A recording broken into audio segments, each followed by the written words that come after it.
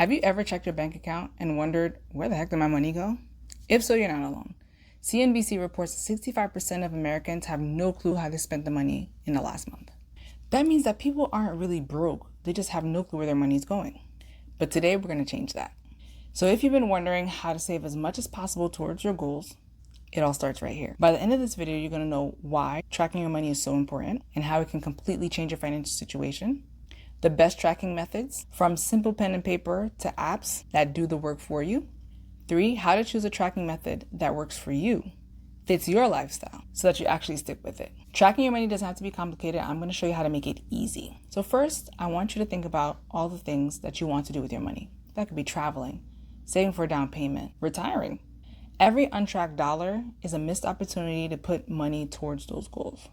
The problem is usually not that you don't make enough, but it's that your money keeps slipping through the cracks without you even realizing it. I once worked with a client who was so sure she had nothing to save. But when I looked at her spending, there was $500 of untapped money just disappearing every month.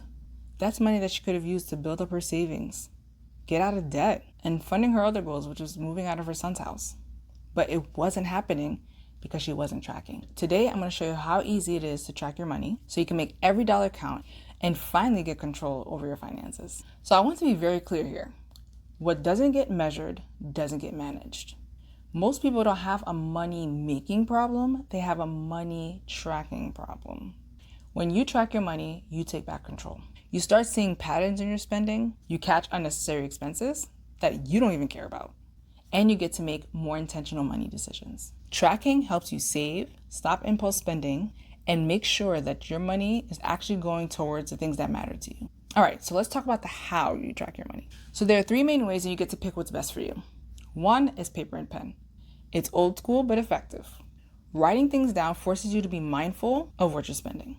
The downside, it could be a little bit tedious and you might forget some expenses. Second option is spreadsheets. Spreadsheets are great for flexibility, where you could track both on your phone and on your computer. While you have to input everything manually, but it's a solid method for tracking your expenses since you could do it on the fly. The third option is apps like Monarch Money. It is the easiest, most automated option for tracking your dollars. Apps sync with your bank accounts and categorize your spending in real time. Some of them do cost money, but relatively small compared to the hundreds or thousands of dollars you're going to save by using it.